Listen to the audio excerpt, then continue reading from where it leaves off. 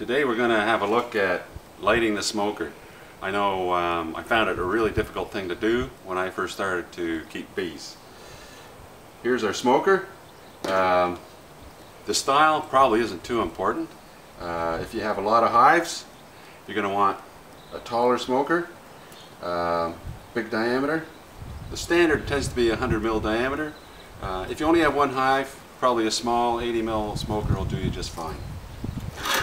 The other thing is the little stopper. We're going to use this to put the smoker out when we're finished with it. I just got this off a bottle of liquor or something that looked pretty nice, and it fits really well in the end. But anyways, to light the smoker, we need to take that out, and I put it right in my pocket. Keep it there. Now, basically what we want with the smoker is to have a fuel that will maintain a glowing ember in there while we're giving it air. There's a number of different fuels you can use. You can use rolled up cardboard. So here I just rolled up some scrap cardboard, about the right size to fit in there, and there'll be plenty of air going up through there if we want to use that.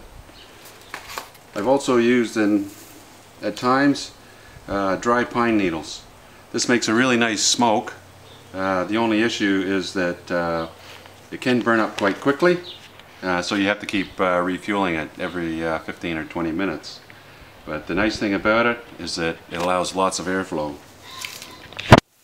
We can use dry hay. You just have to be a little bit careful that you don't get it packed in there so much that the air can't get through it. But my favorite is a cut up old potato sack or Hessian sack. And I've cut that so it's just about the height of the smoker, so that when I roll it up, it'll fit in there just nice. Now I've got a little bit of unburnt sack left in here. Now basically what I've got there is stuff that's going to light really well. In the old days they would have called this char cloth, and they use it as the stuff to get their fires going back in the 1800s. So I'm going to roll this up in the middle of my sack.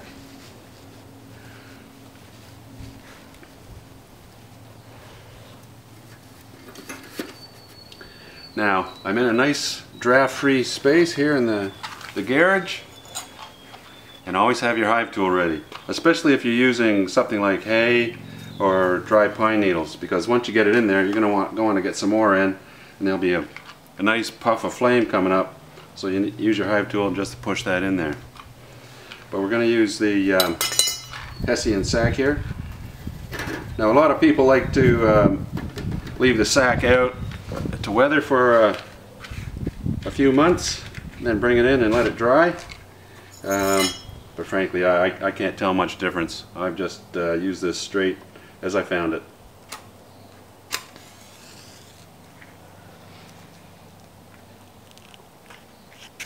So we'll just get it well lit.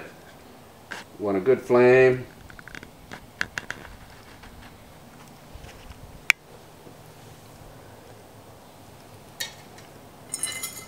So that'll get going really well.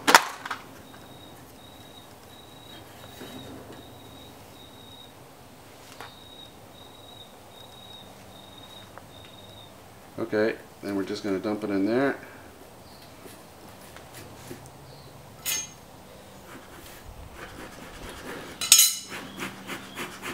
Keep the air puffing on it. We can see flame coming up. That's a good sign. We got a good burn in there.